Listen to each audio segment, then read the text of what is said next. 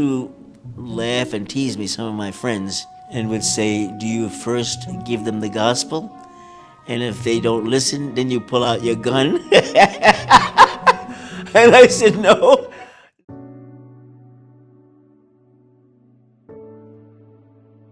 After college, I continued to live with my parents. My mother came to me, there again, my mother.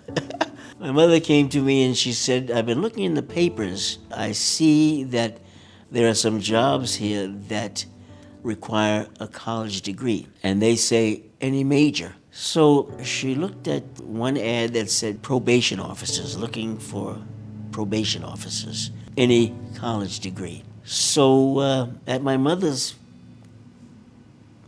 direction, I applied to be a probation officer. I was accepted, and I did that job I was a probation officer for about 4 years.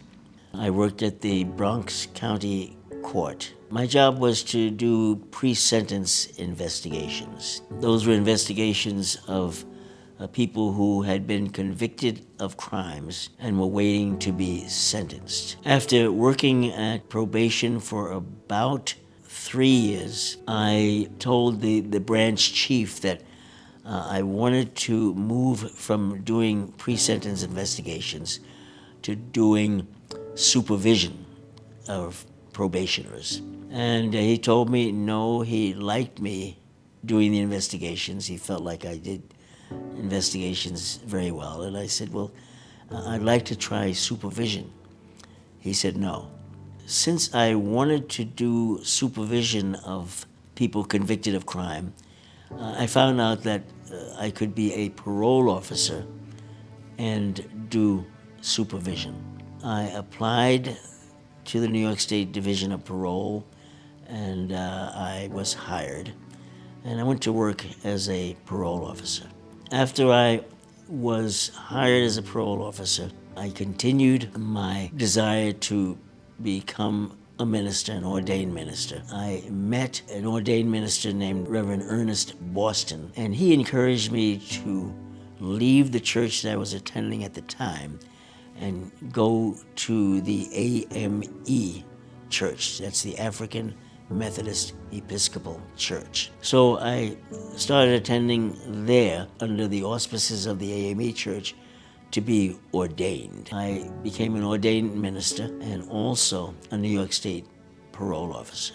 And I continued in those things, a total of about 30 years. People would ask me, what do you do as a minister and a parole officer? And they realized that parole officers carry guns. People would laugh at me and say, well, do you first preach to them? You first talk to them about the Lord? And if they don't listen, then you take out your gun and show them the gun? I didn't do that. Depending on the situation, I could do both. As a parole officer, I carried a gun and I had to use the gun. I had to use handcuffs to arrest people who were being violated for breaking parole. But at the same time, I was a preacher, I was a counselor of people who were attending church and people not attending church, encouraging them to follow the Lord. As a probation officer or a parole officer, I'm telling them how to follow man's law. As a minister, I'm telling them how to follow God's law. And of course, if we follow God's law, then that covers man's law. So I found that for me, it was a pretty convenient mix so that I was able to do both for many years. Thank the Lord.